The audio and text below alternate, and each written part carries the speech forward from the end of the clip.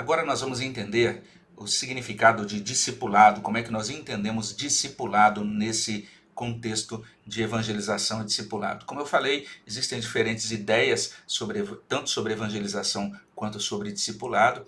Discipulado pode ter essa aplicação, né, de apresentação do evangelho a uma pessoa que está interessada. Então alguém diz para você, você pode estudar a Bíblia comigo?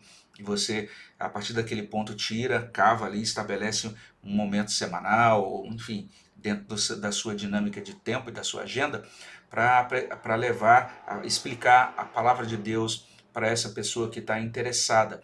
Também, às vezes, como um ensino preparatório para o batismo, né? Aquelas verdades básicas que são ensinadas preparando as pessoas para se tornarem membros da igreja, às vezes como curso após o recebimento das pessoas, assim que elas entram na igreja, então elas têm a oportunidade de ser movidas, informadas e motivadas para continuar crescendo em Cristo e poderem se integrar melhor como membros da igreja.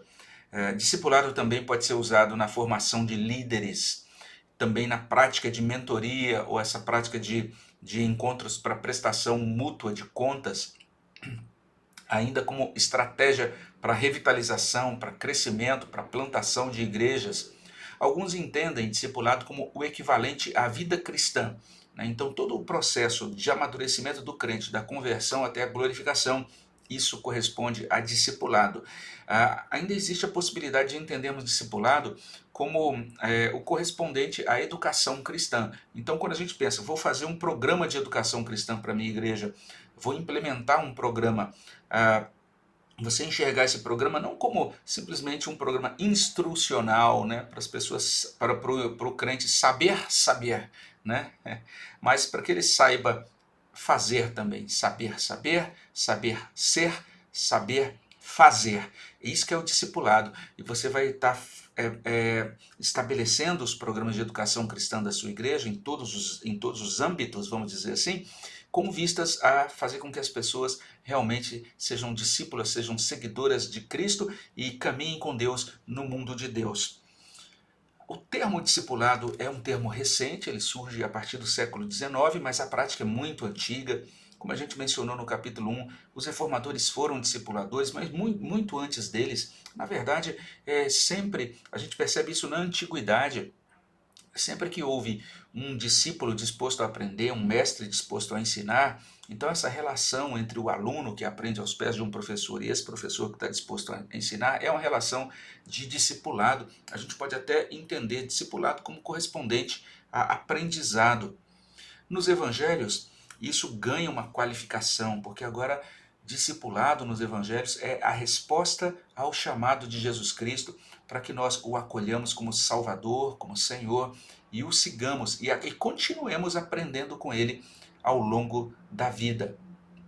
Dietrich Bonhoeffer, ele diz o seguinte, que o discipulado é o chamado e o mandamento da graça. Para ele, a palavra de Jesus, segue-me, não é só um convite, ele diz, isso é uma ordem, é um mandamento, é o Senhor soberano que está proferindo essa palavra. Então, nesses termos, Cristo chama, o discípulo simplesmente o segue. E o discipulado é esse compromisso com Cristo. Ele diz, discipulado é compromisso com Cristo. E uma vez que assumimos esse compromisso, isso vai ter muitas implicações práticas na nossa vida. Ele diz que tem de haver o discipulado porque Cristo é quem é. Uma vez que Cristo é Salvador e Senhor, ou seja, ele agora é o nosso chefe, vamos dizer assim. Então agora ele é soberano sobre nós. Ele instrui, ele guia, ele manda. Nós então seguimos, nós aprendemos, nós realmente caminhamos com ele segundo a direção dele. Ele vai dizer que uma ideia de Cristo apenas como sistema doutrinário, né, uma ideia, uma abstração de Cristo, né, ou então apenas essa perspectiva de conhecimento religioso geral da graça ou de perdão de pecados. Ele está falando muito do contexto da igreja da Alemanha na época dele. Ele diz, isso ainda não é discipulado. Uma igreja pode falar muito dessas coisas, pode ter essa ideia abstrata de Cristo, mas isso ainda não é discipulado. Ele diz que o cristianismo sem Jesus Cristo vivo permanece um cristianismo sem discipulado. Eu preciso entender que eu estou numa relação com o Cristo vivo e esse Senhor está interagindo comigo e eu preciso responder a Ele dinamicamente nesta relação de discipulado. Ele afirma, cristianismo sem discipulado é sempre um cristianismo sem Jesus Cristo. Então você pode se tornar membro de uma agremiação religiosa e você pode, inclusive, participar das chamadas reuniões de culto, adoração, né, daquela agremiação.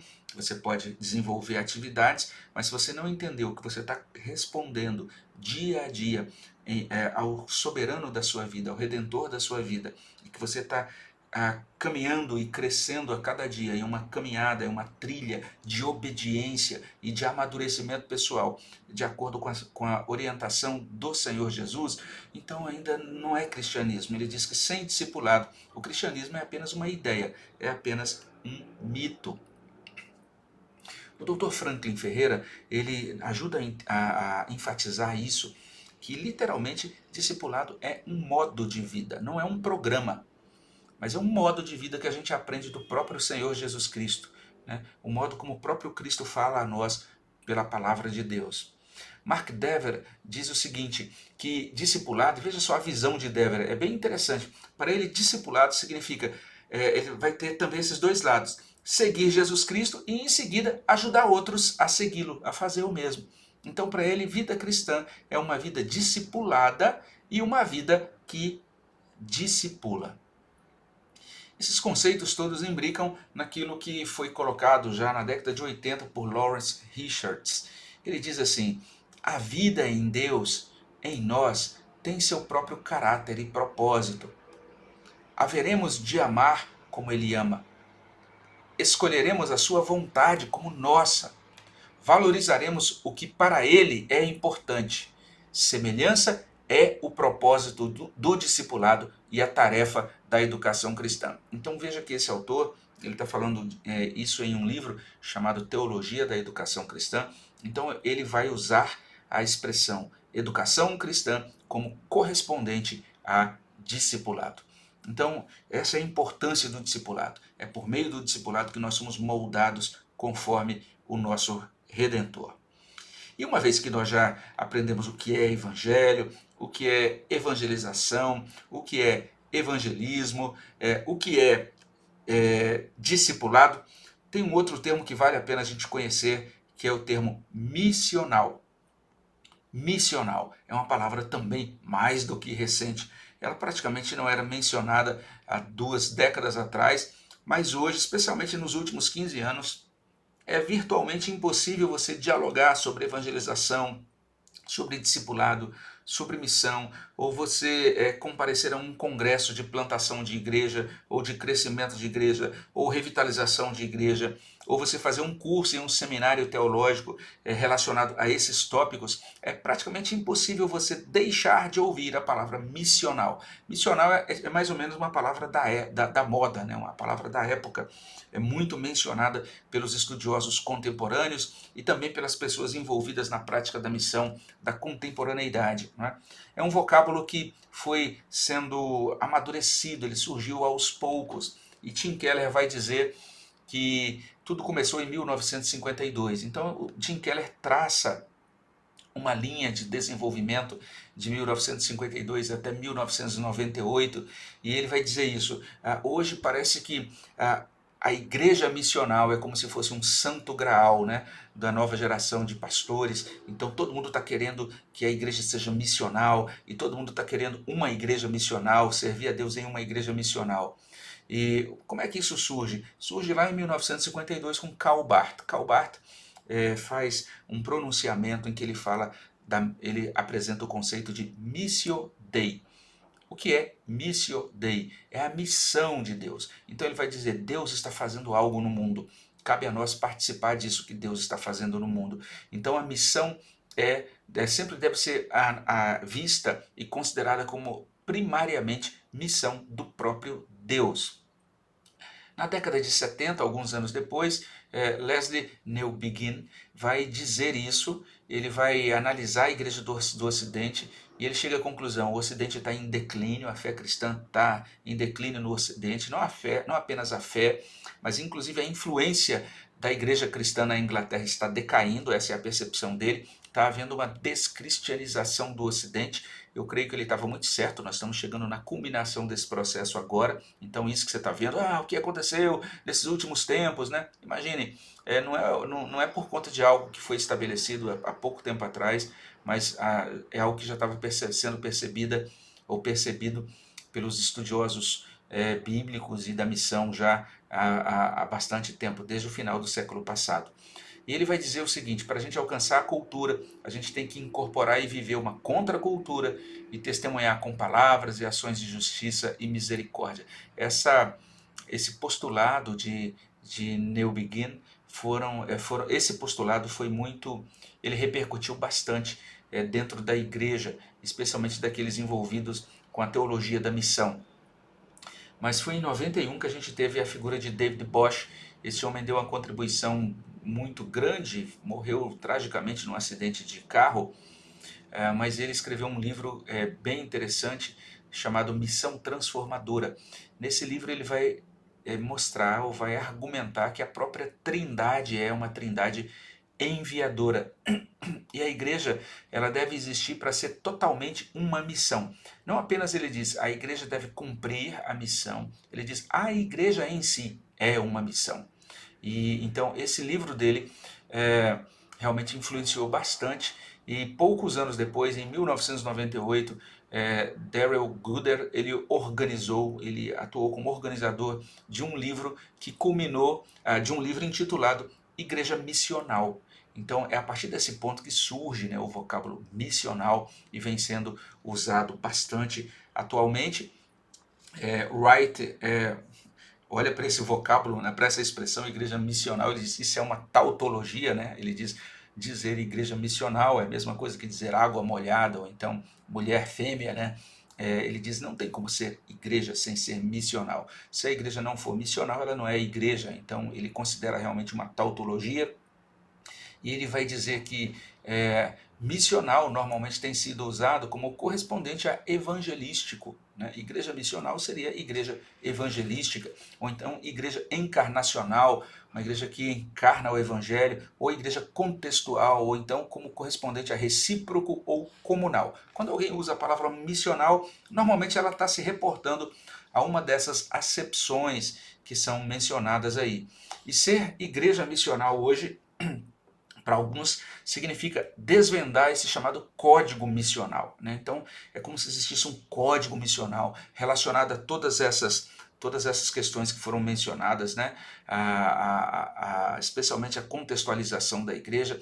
E Wright vai dizer assim, que essa expressão a gente deveria entender simplesmente desse modo. Missional, deveríamos entender como aquilo que pertence a missões, ou aquilo que é caracterizado por missões. Do mesmo modo que pactual se refere a pacto, ou tribal se refere a tribo. Então, missional, pertencente a missões. Eu gosto muito dessa forma como Wright explica ou propõe essa simplificação, né, da ideia de missional. Mas, veja só, cada vez mais algumas pessoas estão dizendo que missional é sinônimo de contextual. E eu acho que sim, existe muita verdade nisso, mas a gente às vezes corre alguns perigos. Existem dois perigos quando você entende missional apenas como sinônimo de contextual.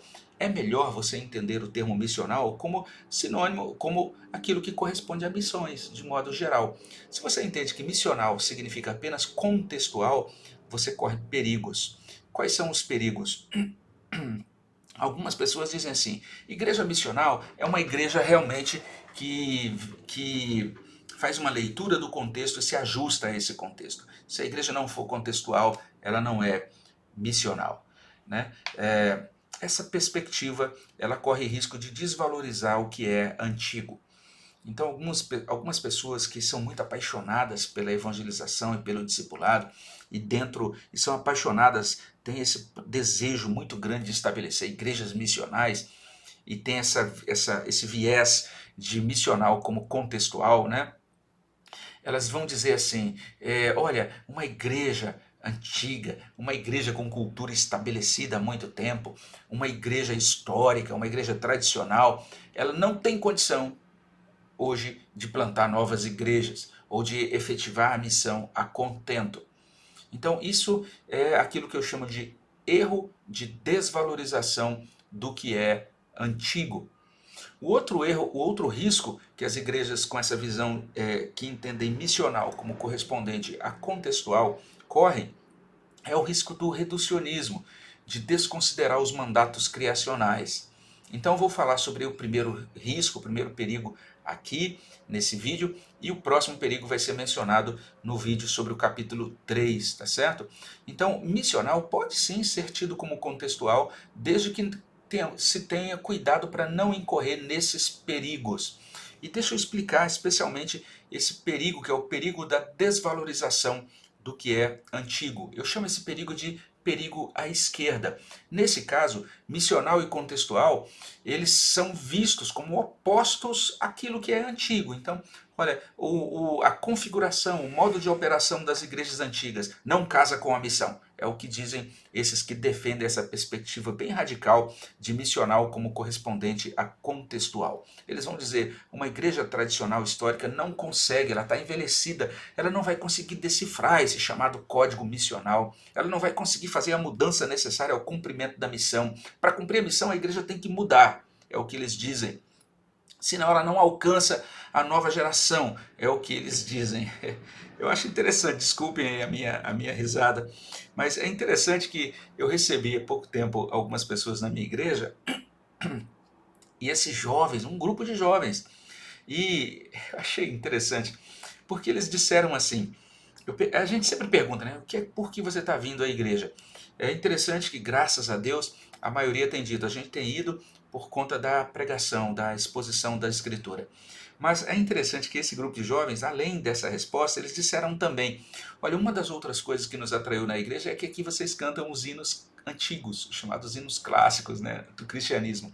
Eu falei, que interessante, porque são jovens, né? Então muitas pessoas acham que a nova geração não quer saber de tradição, não quer saber dos hinos antigos ou da música cristã clássica ou antiga, né, chamada música sacra, mas é interessante que jovens chegaram lá e se tornaram membros da igreja, estão produzindo bom fruto como membros da igreja que eu pastorei hoje para a glória de Deus. Então essa visão parece que não capta com acuidade, a totalidade da realidade. Não é? E eles dizem assim, sabe qual é a solução? Se uma igreja antiga quiser realmente plantar novas igrejas, ela tem que dar dinheiro e investir em novas igrejas que vão ser desenhadas como igrejas missionais desde o início, numa cultura diferente, e essas igrejas então vão ser sustentadas no seu início pelas igrejas antigas, mas essas igrejas sustentadoras da cultura antiga não podem, elas têm que injetar recurso, mas sem tentar reproduzir o seu DNA de igreja antiga na igreja filha. Ou seja, porque esse DNA da igreja antiga, ele está danificado, ele é obsoleto, ele não tem uso para a nova igreja. E aí eles estabelecem novos formatos de igreja. Inclusive nessa visão de missional como correspondente a contextual, olha, só é missional a igreja que se adequa ao contexto. Alguns estão até dizendo isso, né? Olha, não vamos nem usar mais a palavra igreja. Igreja é uma palavra velha, é uma palavra que afasta as pessoas. Então está havendo uma nova iniciativa de nomenclatura. Eu acho que isso tem muito a ver com essa questão da nossa cultura líquida, né? Então algumas igrejas agora recebem novos nomes, né? Sei lá, Bola de Fogo Church, o Pátio, a Estrela, o Farol, o Porto, a Doca, Atos 45, Cais 32, ou seja, são nomes bem diferentes, né? Mas tudo menos igreja, sei lá, igreja batista do bairro tal, ou igreja presbiteriana do bairro tal, ou igreja Assembleia de Deus do bairro tal. As pessoas acham que essa nomenclatura, igreja do bairro tal, não, isso é coisa antiga, é das igrejas tradicionais que não se adequam ao novo contexto. Mas o grande fato, sabe qual é? É que eu conheço algumas igrejas que são consideradas antigas ou tradicionais, mas que são igrejas muito evangelísticas, são muito discipuladoras e são muito apoiadoras de missão. Inclusive algumas apoiam centenas de iniciativas missionárias. E são igrejas antigas, muito litúrgicas até, muito históricas, muito densas, vamos dizer assim, na sua história, na sua teologia, no seu modo de culto, na sua liturgia, né? E mesmo assim são muito praticantes da evangelização e do discipulado, apesar de serem históricas e antigas ou tradicionais. E quando eu falo tradicionais, até igrejas pentecostais, mas que têm uma tradição sólida e que estão ali há muitos anos e que são muito vivas na prática da evangelização e do discipulado. E conheço algumas igrejas que são tidas como missionais, que são, não, agora a gente nem se chama igreja mais, e elas têm o seu valor. Mas o grande problema é que elas passam a operar como guetos de uma cultura monolítica. Por exemplo, nós somos uma igreja só de jovens solteiros, né, da classe A, né, da geração Z, sei lá, alguma coisa assim. Né? Então nós atendemos um nicho tão específico, elas são tão voltadas para dentro desse nicho, que elas são ineptas ao diálogo com a sua própria denominação, elas não conseguem dialogar com outras igrejas. Eu acho que isso é uma disfunção mais do que uma virtude.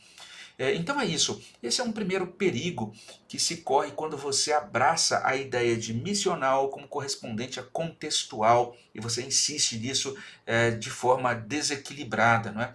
Um outro perigo é o do reducionismo, mas sobre ele eu vou falar no capítulo seguinte de evangelização e discipulado. O final do capítulo 2 simplesmente apresenta, assim, em poucas palavras, isso que eu chamo de dilema falso. O que é esse dilema falso? Né? É essa separação entre evangelização e discipulado. Então veja só, quando você é forçado a escolher entre evangelização e discipulado, ou então escolher entre evangelização e educação cristã, ou escolher entre evangelização, entre paixão evangelística e inteligência teológica, isso tudo é falso dilema. Não existe dilema entre essas coisas. Evangelizar e discipulado são dois lados de uma mesma moeda, como eu estou insistindo. Evangelização e educação cristã é a mesma coisa. Você ter paixão evangelística e ao mesmo tempo ter inteligência teológica, essas coisas se complementam, elas não são opostas. Mas a gente tem um raciocínio que eu considero um raciocínio muito falaz, que é baseado em estereótipos, é baseado em caricaturas da evangelização e da educação cristã. Então, normalmente, quando a gente pensa em evangelização, a gente pensa naquele herói da missão, né? Aquele indivíduo que desbrava campos, que ganha almas aos montões, é aquela pessoa simples, que chega, é um grande contador de histórias, né? Alguém que sabe fazer rir, sabe fazer chorar, mas é aquela pessoa bem popular, ela não estuda nem ensina a doutrina, e para ela, teologia é apenas para pastores de gabinetes, né? E para ela, uma vez que ela é um evangelista, ela não precisa ler livros, não precisa se capacitar teologicamente. Esse é um estereótipo. E muitas pessoas que são introvertidas, têm uma outra configuração, que são jamais caladas e que têm uma outra formatação, elas dizem, então eu nunca vou poder ser um evangelista, eu não sei fazer como aquela pessoa lá. Aquela pessoa vai trocar um pneu na rua e pede ajuda de alguém e no final aquela pessoa que ajuda sai evangelizada. É onde ela se encontra, onde ela vai, ela está distribuindo literatura, eu não consigo isso. Né? Algumas pessoas então não conseguem se encaixar nesse perfil de herói da missão e até se desanimam e não evangelizam. Mas esse é um estereótipo, isso é uma caricatura da prática da missão. Outros, já do lado da educação cristã, são aqueles que se encaixam dentro dessa figura que eu chamo aí de nerds gospel. Algumas pessoas dizem assim, se você se preocupa com educação cristã é porque você é um nerd gospel. Se você se preocupa com o discipulado, você é um nerd gospel, né? Ou seja, você só quer saber de estudar, de escrever, de participar de conferências e você não serve para missão. Você não tem valor para evangelização. Alguns dizem assim, quem se ocupa com boa exegese não evangeliza, não discipula. E até alguns dizem, se você fica ouvindo pregadores de boa teologia, então você corre risco aí, hein? Você pode se tornar um cristão simplesmente cerebral, simplesmente desatento à grande comissão. Esse também é um estereótipo. O fato de você ser preocupado com discipulado e com educação cristã não significa que você não é preocupado com evangelização. É claro que existem riscos, existe uma disfunção, uma possibilidade de disfunção na direção daquilo que eu chamo de igreja seminário. E olha bem, eu gosto muito de educação cristã, além da escola dominical, eu gosto de promover cursos na minha igreja para estar ensinando sobre tópicos de teologia, Mas cada vez mais eu tenho sido inclinado a entender que não é bom quando a igreja se torna semelhante a um seminário teológico, né? Às vezes a igreja tem um bom currículo e ali vai aumentando aquele currículo com o tempo, aquele currículo vai ganhando novas disciplinas, novas matérias. E naquele contexto, então, no final das contas, a gente tem algo semelhante a um currículo de seminário teológico, né? E essas igrejas, às vezes, têm pastores muito bons, assim, que se destacam muito no ensino, e acaba surgindo naquela igreja, brotando naquela igreja, algo muito semelhante à cultura acadêmica, né? Ou seja, aqueles que são os melhores professores ou pastores acabam sendo tidos como uma espécie de celebridades dentro daquela igreja, né? Mas o problema é que pode acontecer essa deformação. Então essa igreja vai ser uma igreja de cabeça enorme, mas uma igreja de perninha fina, né, de braço fino, uma igreja descorada, sem sinal de queimadura de sol, porque existe esse chamado bronzeado típico do semeador, né? A igreja que trabalha, ela vai ter uma musculatura, ela vai ter uma desenvoltura, porque ela está trabalhando na evangelização e discipulado. Mas uma igreja que está focada só apenas no saber pelo saber, essa igreja realmente vai ter problemas. A gente sempre precisa entender que a gente precisa saber saber, saber ser e saber fazer. Então, nesses termos, essas igrejas elas definham porque nelas tem muito estudo, mas pouca prática de evangelização e discipulado. Eles são capazes de conhecer as sutilezas teológicas, filosóficas, mas não tem oração, não tem agonia, não tem choro pela salvação de vidas. Não tem trabalho efetivo para que vidas sejam salvas, pessoas sejam ganhas, sejam tiradas das trevas e trazidas para Cristo. Então precisamos entender que não é bíblico que a igreja seja reduzida à sala de aula. Não é bíblico que a igreja seja reduzida a uma instância de reflexão sem ação evangelística e sem ação discipuladora. Esse ambiente que é só propício para o estudo, pelo estudo, ele não propicia esse cumprimento do mandato que é propugnado pelo nosso Senhor Jesus Cristo. Mas é lógico, tem também a outra disfunção, que não é menos séria, que é aquela igreja rasa na doutrina. Uma igreja que diz, não, vamos evangelizar, vamos fazer discípulos, ou então vamos crescer no curto prazo, mas que não se preocupa com doutrinação.